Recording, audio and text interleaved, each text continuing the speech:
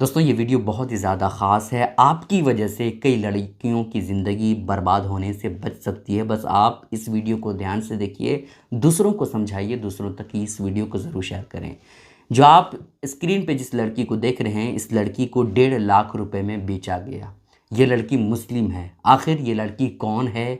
इसको 1.5 लाख रुपए में किसने बेचा, क्यों बेचा? आइए इम्तियाज़ जलील साहब से सुनते हैं। ये पूरा मामला खोल करके रख देते हैं और पूरा खुलासा कर देते हैं। पहले आप वीडियो देखिए। एक छोटी बहन है जो घर में कुछ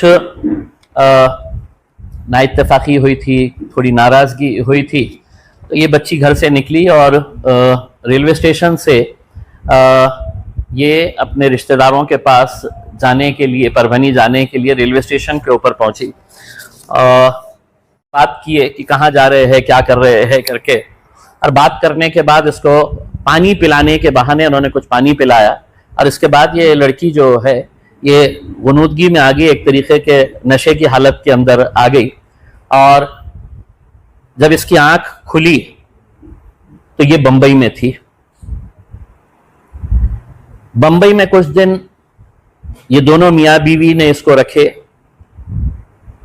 ये जैसे ही घर जाने की बात करती, इसको फिर पानी पिलाया जाता, और वो पानी पिलाने के बाद है तो फिर ये गुनूदगी की हालत के अंदर आ जाती।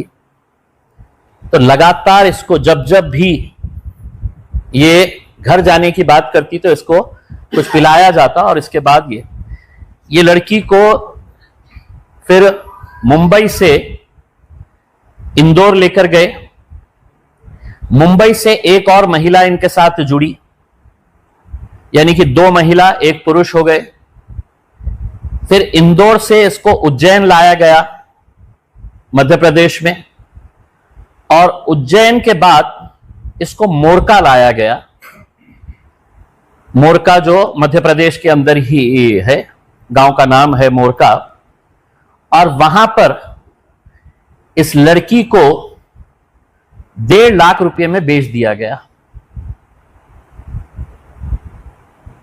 बेचने वाला जो था उसकी तस्वीरें भी हमारे पास आ चुकी है, जो मैं आपको ऑनलाइन में भेजूंगा, क्योंकि बहुत ज्यादा क्लैरिटी नहीं है तो उसका प्रिंट निकालना हमारे लिए दिक्कत हो रहा था। जिसने खरीदा वो लोगों ने इसको रखे, और एक तरीके से जो बंधक बनाकर रखते हैं वैसा बंधक बनाकर रखा गया। इस लड़की के साथ हिंदू रीतो रिवाज के हिसाब से शादी कराई गई। इसके हाथ में लाल तागे बांधे गए। दोनों भी, अगर आप इस बच्ची की पहली तस्वीर अगर आप देखेंगे, और जब ये बाहर बाद में छूटकर जब आई, कब आई ये बच्ची और कैसे आई? हमारे नंदुरबार के जिला अध्यक्ष है, उन्हें यह जानकारी मिली कि एक औरंगाबाद की एक बच्ची यहां पर मोरका में आई हुई है और उसको बेचा गया है करके। उन्होंने फौरन मुझे कांटेक्ट किया। मैंने कांटेक्ट करने के बाद बच्ची कौन है, कहाँ की है, कहाँ रहती है करके, तो हमने कांटेक्ट करने के बाद हमको उस बच्ची का घर का एड्रेस मिला। हमने उस बच्ची के घर वालों से कांटेक्ट किया। रात में 10 बजे मुझे ये जानकारी मिली थी कि ये बच्ची यहां पर मोरका में है, और रात में 1 बजे हमने उनके घर वालों को ढूंढा। घर वालों को ढूंढकर हमने उनसे पूरी जानकारी हासिल किए। पता चला कि घर वाले लगातार उसे ढूंढते रहे, पुलिस में कंप्लेन नहीं कराए, इस डर से बहुत ही करीब ये है, बाप बहुत बूढ़ा है, माँ बहुत बूढ़ी है, कि हमारे ऊपर कुछ आ जाएगा। तो दुनिया भर के रिश्तेदारों के पास ढूंढते रहे, नहीं मिला। फिर रात में 1 बजे जब हमने उनको बुलाए, 1 बजे बुलाने के बाद उनसे पूरा डिटेल्स हमने हासिल किए।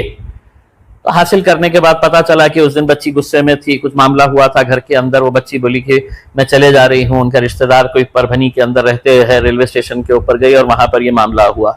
रात में हमने 1 बजे ही हमारे पार्टी के सदस्य है सोहेल भाई, हमने उनको बुलाया और उनको बुलाकर ये तय किया कि इमीडिएट मोरका के लिए यहां से निकला जाए। बेगमपुरा पुलिस से संपर्क किया गया। बेगमपुरा पुलिस के दो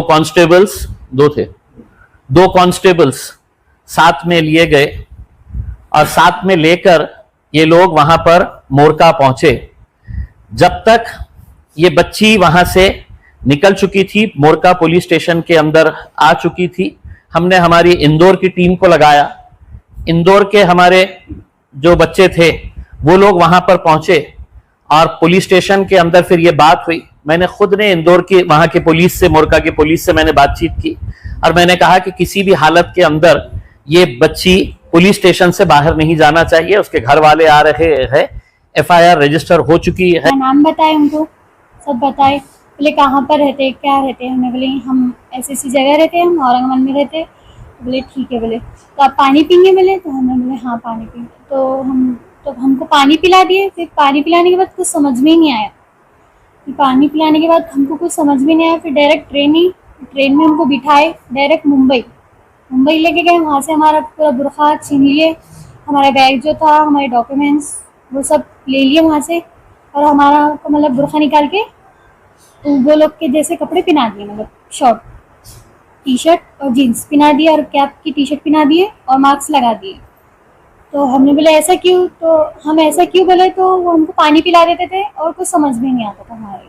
फिर हमको एक लेडीज़ के घर पे लेके गए, वहाँ से लेडीज़ को लिए। फिर वहाँ से लेडीज़ को लेने के बाद हमको इंदौर लेके गए। इंदौर में हमको मंदिर के घर में कुछ रखे, ऐसा मंदिर थी, वो मंदिर का रूम था, वहाँ पर एक दिन रुके। वहाँ से हमको उज्जैन लेके गए। फिर उज्जैन में भी हमको 8 दिन रखे। फिर वहाँ से एक लेडीज़ को बुलाया, इंदौर की लेडीज़ थी वो, तो वहाँ से हमको बुलाए। फिर हमको पूछे उन्होंने कहाँ रहते कहाँ नहीं। हमने बोले हम यहाँ रहते, हमको जाना है घर। तो बोले आप तो नहीं जा सकते। बोले तो फिर हमको और पानी पिला दिए। हम इधर का नाम लेते थे, हमारी फैमिली का नाम लेते थे, तो हमको बोलते थे वो कि नहीं कोई फैमिली नहीं, कोई नहीं, अब तुम यहाँ आ गए तो यहाँ आ गए। हमने बोले ठीक है। तो पानी पिला दी। फिर कुछ समझ में नहीं आया। फिर मुर्गा लेके गए हमको। फिर मुर्गा लेके गए बाद हमको क्या बोले कि आपके घर लेके जा रहे, हमको ऐसे बोले। हमने बोले ठीक है। फिर वहाँ लेके जाने के बाद हमको क्या बोले, यहाँ से हम चले जाएंगे, बोले तुमको लेके तुम्हारे घर, बोले तुम्हारे देश छोड़ देंगे। बोले हमने बोले ठीक है।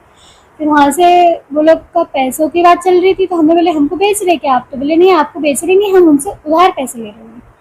हमने बोले अच्छा। तो फिर पैसे दे रहे, देने को फिर वो लोगों ने वीडियो स्टार्ट करे, तो हमने बोले हम चले जा रहे।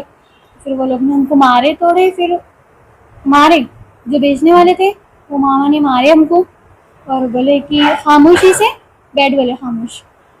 फिर वो पानी पिला दिए। फिर वो लोगों ने सबने हमको रूम में लॉक कर दिया। फिर हमारे साथ ऐसा हुआ। फिर वो लोग चले गए मेरे को छोड़ के, वो लोग ने पैसा लिए, वो लोग चले गए।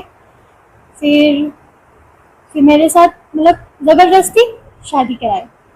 फिर शादी कराने के बाद तो मतलब बहुत बुरा सलूक करते थे, रूम में लॉक कर देते थे और नशा कराते थे और बाहर से दरवाज़ा लॉक करके चले जाते थे। और फिर बाहर कौन आते थे कौन जाते थे कुछ पता भी नहीं चलता था। फिर बहुत मारते थे, तोड़ते थे। और उनका जो बड़ा बेटा जो था, तो उन्होंने हमको सलिए से मारे थे, सलिए से पीठ पे, सर पे मारे थे और बहुत बुरा मारते थे। और दिन भर खाने को कुछ नहीं देते थे, पीने को भी नहीं दो। तमाम माँओं, बहनों और घर के ज़िम्मेदार लोगों से हाथ जोड़ करके गुजारिश करना चाहूँगा, खुदारा आप अपनी बेटी का मुकम्मल ध्यान रखें। ये दौर बड़ा ख़तरनाक दौर हो चुका है। और मैं अपनी तमाम बहनों से गुजारिश करना चाहूँगा कि मेरी बहन छोटी छोटी बात पर नाराज़ हो करके घर छोड़ करके कभी भी मत निकलना। और ऐसी हरकत तो हरगिज़ मत करना, घर छोड़ करके कभी भी अभी के वक्त में मत निकलना, वरना बुर्का पहनी लड़की को अगर कोई अकेला शख्स देख लेता है तो क्या कैफियत होती है वो आप इस वीडियो में देख लिया आपने।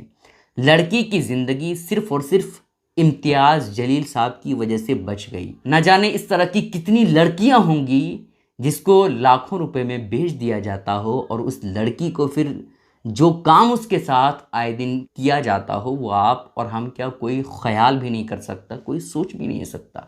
इस वजह से मेरी बहनें, आप जज्बात में आकर के कोई भी गलत कदम आप मत उठाइए। ये बॉयफ्रेंड वगैरह का जो चक्कर होता है ना, वो ज़्यादातर इसी तरह के मामलात तक पहुंचा देता है।